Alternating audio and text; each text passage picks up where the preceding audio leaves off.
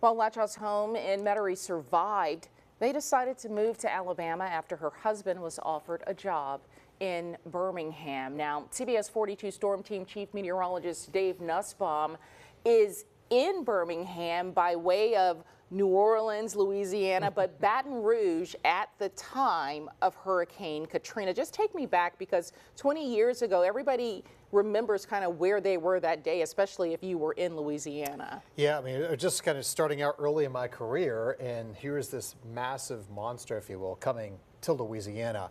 And I remember that was a Sunday morning, so the 28th was a Sunday, and going to church, and getting out of church, and getting the update that it was now a Category 5. Just off the coast of Louisiana. And it was wild watching that storm on the radar, because looking at the radar, it looked like a monster storm. It was huge. The eye was over 60 miles away. The eye would fit between New Orleans and Baton Rouge. That's how big it was.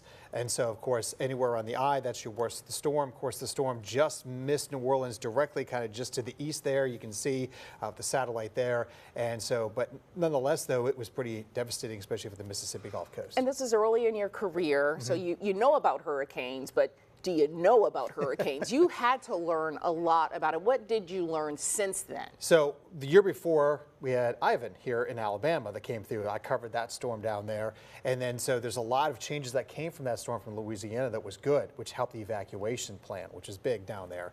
But going through that, going on air, we were on air over 30 hours straight with this, just the landfall. And then for weeks, we never went off air, kind of similar to what we did here when we had the tornadoes years ago. But it was just incredible. We teamed up with our current sister station, WGNO in New Orleans. It became one station, one TV market. And by having New Orleans anchors and Baton Rouge anchors and meteorologists on at the same time, all the evacuees who were in Baton Rouge had someone familiar they could relate to, which was good, and got to know us as well too. And so the population, it was roughly about 200,000 in Baton Rouge. Overnight jumped to 1 million people.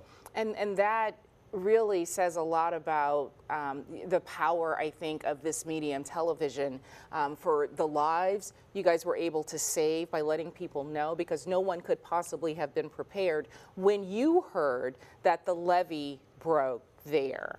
It was at that moment, I think, that the nation took a collective, oh my God. And we woke up the next morning thinking, okay, there's damage.